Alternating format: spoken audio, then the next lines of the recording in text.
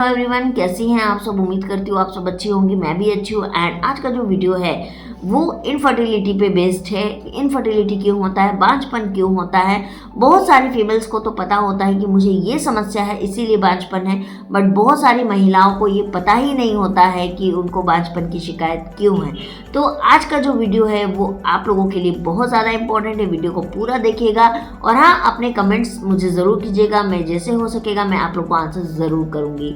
तो ऐसा करते हम अपने वीडियो को स्टार्ट कर लेते हैं बिना देरी। जब हम इनफर्टिलिटी की बात करते हैं तो हमारे दिमाग में बहुत सारे क्वेश्चन आते हैं कि इनफर्टिलिटी क्या होती है, ये क्यों होती है, आखिर पहले तो ऐसा नहीं होता था तो अब ऐसा क्यों होने लग गया है। तो इसका जवाब आप लोग ऑलरेडी जानते हैं कि अभी की जो खराब जीवन शैली है उस वजह से हमको इतनी सारी प्रॉब्लम्स हो रही है। चाहे आप हॉर्मोनल्स इम्बैलेंस्ड की ले लीजिए, पीरियड्स इरेगुलर की समस्या ले लीजिए, पीसीओएस ले लीजिए, पीसीओडी लीजिए, जितने भी ये प्रॉब्लम्स है ये सारे के सारे हमारे जीवन शैली अच्छी ना होने की वजह से ही होते हैं।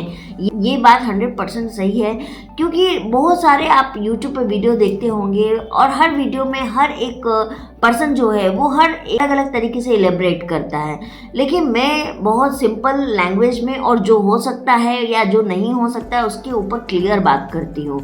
तो मैं आपको उससे पहले एक चीज़ मैं बता दूं कि बहुत सारी महिलाओं का ये क्वेश्चन होता है कि जब मेरी रिपोर्ट नॉर्मल है, मुझे कोई भी प्रॉब्लम्स नहीं है, तो आखिर मुझे इनफर्टिलिटी की समस्या क्यों हो रही है। हस्बैंड के भी रिपोर्ट में कोई दिक्कत नहीं है। एक ऐसा सप्लीमेंट जिसकी कमी होने की वजह से आप कंसीव नहीं कर पाती हैं और वो है विटामिन डी।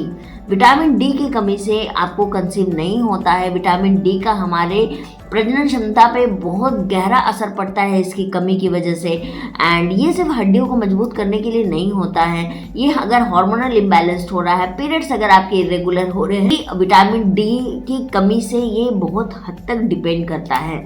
तो विटामिन डी जो है, अगर आपने अभी तक अपनी सारी रिपोर्ट्स करवाई है लेकिन आपने अपनी विटामिन टेस्ट नहीं करवाया है, तो एक बार आप लैब में इसके टेस्ट करवा लीजिएगा। इससे आपको पता चल जाएगा। क्या आपके डॉक्टर से आप बात कर लीजिएगा, वो विटामिन के टेस्ट लिख देंगे, आप जाके एक बार विटामिन के टेस्ट जरूर करवाइए। विटामिन डी की कमी से आपको बहुत सारी प्रॉब्लम्स होती है जो कि बहुत सारी महिलाएं जानती नहीं है। उनको लगता है क्या है, एक विटामिन ही तो है, लेकिन एक विटामिन बहुत ज़्यादा प्रॉब्लम क्रिएट कर देता है आपके रिप्रोडक्टिव हेल्थ पे। तो हम इसके बारे में आज डिटेल्स में जानेंगे और इसको कैसे ठीक किया जाए इसको भी हम जानेंगे। महिलाओं के लिए मिनरल्स और विटामिन बेहद ज़रूरी होता है, खास तौर पर जब वो माँ बनने की कोशिश में होती है। उन्हें खान पान का बेहद ख्याल रखने की ज़रूरत होती है। पीसीओएस या पीसीओडी की समस्या होती है तो भी विटामिन डी का इसमें बहुत बड़ा हाथ होता है। तो इसीलिए आपको ये जानना बेहद ज़्यादा ज़रूरी है। विटामिन डी की कमी महिला के शरीर में प्रजनन क्षमता की दर को घटाती है। वही महिलाओं के साथ ही पुरुषों के लिए भी विटामिन डी बेहद ज़रूरी होती है। पुरुष में स्पर्म काउंट बढ़ाने के लिए विटामिन डी की मात्रा शरीर में बहुत ज़्यादा ज़रूरी होती है।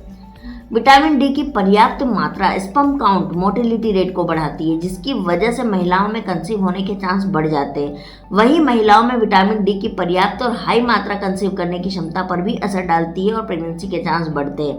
वही बहुत सारे एक्सपर्ट्स का कहना है, रिसर्च में ये बात सामने आई है कि महिलाएं अगर बेबी प्लान कर रही है तो उन्हें विटामिन डी की पर्याप्त मात्रा लेनी ज़रूरी है। और रिसर्च के मुताबिक ये भी सामने आया है कि करीब 25 OH विटामिन डी या 30 ml विटामिन डी सप्लीमेंट्स की मात्रा प्रेग्नेंट होने के चांस को बहुत हद तक बढ़ा देती है। विटामिन डी की कमी से क्या क्या प्रॉब्लम्स होता है, क्या क्या ऐसी चीज़ें होती है जिसकी वजह से आपको सफ़र करना पड़ता है। तो विटामिन डी की कमी प्रेगनेंसी में इन खतरों को भी बढ़ा देती है, जैसे कि प्री मैच्योर बेबी बर्थ होना, प्रेगनेंसी के दौरान डायबिटीज़ का बढ़ना, प्रेगनेंसी के दौरान आपको बैक्टीरियल इन्फेक्शन का खतरा ज़्यादा होना, MCI या प्रेगनेंसी में हाई ब्लड प्रेशर की खतरनाक स्थिति भी पैदा कर देती है विटामिन डी की कमी। इसमें विटामिन डी का क्या रोल है, तो national centre for biotechnology information के अनुसार विटामिन डी की कमी महिलाओं में पीसीओएस की समस्या को जन्म देती है। और पीसीओएस महिलाओं को बहुत ही आम समस्या है जो कि प्रोडक्टिव एज में प्रेगनेंसी के चांस को भी कम कर देती है। यही नहीं, विटामिन डी की कमी कई सारी क्रॉनिक बीमारियों जैसे ट्यूमर और ऑटो इम्यून डिजीज के लिए भी जिम्मेदार होता है। तो इतनी सारी प्रॉब्लम सिर्फ एक विटामिन डी की कमी की वजह से होती है। कैसे पूरी होगी विटामिन डी की कमी? हम महिलाओं को प्रेगनेंसी के चांस बढ़ाने के लिए अपने विटामिन डी की कमी के लेवल को सबसे पहले पता करें, उसके बाद सही मात्रा में विटामिन ले। अब जैसे कि आप सनलाइट, आप सुबह मॉर्निंग का जो धूप होता है उस समय में आप 15 से 20 मिनट आप मॉर्निंग के हल्के धूप में बैठिए। इससे क्या होगा, आपकी बॉडी जो है वो प्रोड्यूस करने लगती है विटामिन डी। तो ये आपको एक बहुत अच्छा स्रोत है विटामिन डी लेने का। दूसरा है विटामिन डी रिच फूड। वैसे फूड आपको इंटेक करने चाहिए जिसमें विटामिन डी भरपूर मात्रा में पाए जाते हैं। थर्ड है vegetarian vitamin D rich foods. कौन कौन से होते हैं? जैसे आप वेजिटेरियन हैं तो आप ऐसे कौन से फूड्स लेंगे जिसमें विटामिन डी की मात्रा भरपूर पाई जाती है? तो जैसे प्लांट बेस्ड फूड्स में विटामिन डी की मात्रा शीटेक, बटन, मशरूम में होती है। 10-15 मिनट धूप में रखे मशरूम विटामिन डी का रिच सोर्स होते हैं, जिन्हें आप पाउडर फॉर्म में भी बना के आप इंटेक कर सकते हैं। नॉन वेजिटेरियन जो हैं उनके लिए विटामिन डी का स्रोत कौन कौन सा ऐसा फूड है? तो उसके लिए आपको अंडे, cod liver oil, mackerel, salmon, sardines fish, beef में भी पर्याप्त मात्रा में विटामिन डी होता है। इसके साथ कुछ फूड्स विटामिन डी को शरीर में एक्टिवेट करने का काम करते हैं, जिसमें दूध हो सकता है, चीज़ हो सकता है, दही हो सकता है। तो आपको इसको भरपूर मात्रा में लेना है। लेकिन हाँ, आपको विटामिन डी की सबसे पहले ये पता करना है कि आपकी बॉडी में कमी है या नहीं है, और आप अपने डॉक्टर की सलाह पर आप उसके सप्लीमेंट्स भी ले सकते हैं। अब इसका सबसे बेस्ट सप्लीमेंट्स मैं आपको बताना चाहती हूँ और मैं आपके साथ अपनी एक जर्नी भी शेयर करना चाहती हूँ। मैं प्रेगनेंसी प्लान कर रही थी तो मेरे रिपोर्ट्स में विटामिन डी की काफ़ी कमी आई थी और मुझे समझ में आ चुका था कि आखिर क्यों मुझे कंसीव नहीं हो रहा है। तो उस टाइम में मैंने HK वाइटल का विटामिन D3 लेना स्टार्ट किया था, जो कि support bone muscles immunity vitamin form में है ये। और ये मैंने लिया था पूरे के पूरे 2.5 महीने मैंने इसको लिया था कम्प्लीटली। और ये जो है ये HK वाइटल्स का है, ये 100% आयुर्वेदिक है और ये सप्लीमेंट्स है, नॉट अ मेडिसिन। तो इसको आप ले सकते हैं, लेकिन आपके रिपोर्ट में कमी जब आएगी उसके बाद ही आपको लेना है। एंड ये जो है ये 529 रुपये का जो है ये मुझे 1 बॉटल पड़ा था।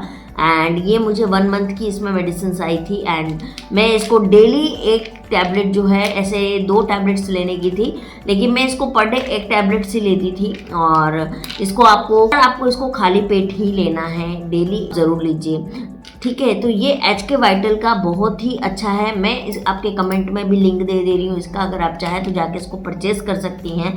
तो आप इसको लीजिए। अगर विटामिन डी की आपको कमी है तो ये भी आपको नहीं कंसीव होने का ये बहुत बड़ा रीज़न है। तो आप इसको ज़रूर लीजिए, क्योंकि ये भी मुझे डॉक्टर ने रिकमेंडेड किया था। डॉक्टर के बोलने पर ही मैंने इस मेडिसिन को लेना स्टार्ट किया था। और मुझे भी विटामिन डी की काफ़ी कमी थी, जिसकी वजह से मैं काफ़ी टाइम से ट्राई कर रही थी, बट मुझे कंसीव नहीं हो रहा था। तो ये एक बहुत बड़ा रीज़न है। तो मैंने सोचा कि चलो मैं आपके साथ क्यों ना इसको शेयर करूं, ताकि अगर आपको भी प्रॉब्लम है तो आप भी विटामिन डी के सप्लीमेंट्स लेना स्टार्ट कर दीजिए। और ये कोई भी हार्मफुल नहीं होती है, बिल्कुल भी आपको इससे कोई भी ऐसा हार्मफुल नहीं होगा। तो आई थिंक सो आपको विटामिन डी लेना क्यों ज़रूरी है, विटामिन डी की कमी आपको नुकसान हो सकते हैं विटामिन डी की कमी से, ये मैंने आपको बताया। तो आई होप सो आपको ये वीडियो अच्छा लगा हो। अगर अच्छा लगे तो प्लीज़ इसको लाइक, सब्सक्राइब और शेयर ज़रूर कर दीजिएगा। मैं आपको शेयर करना चाहूँगी, आप जब भी कोई मेडिसिन मंगवाते हो तो आप मेडिसिन वैसी मंगवाइएगा जो गवर्नमेंट से रजिस्टर्ड है। एंड उसके पीछे में आपको batch number, manufacturing date, expiry, MRP per unit, ये सब कुछ अच्छे से लिखा होना चाहिए। ये आप चेक कर लीजिएगा।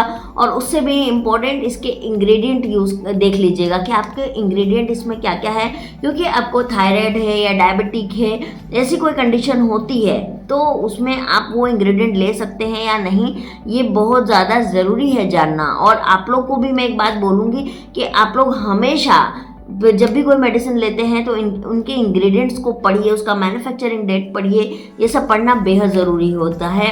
बहुत बार क्या होता है कि हम लोग एक्सपायरी मेडिसिन ले लेते हैं, जिसकी वजह से भी हमको नुकसान होता है। तो ये छोटी छोटी चीज़ें हैं, लेकिन ये आपको ध्यान देनी है ना। तो चलिए मैं मिलती हूँ, बहुत लंबा वीडियो हो जाएगा नहीं तो, है ना। बहुत जल्दी आपसे मिलती हूँ वापस।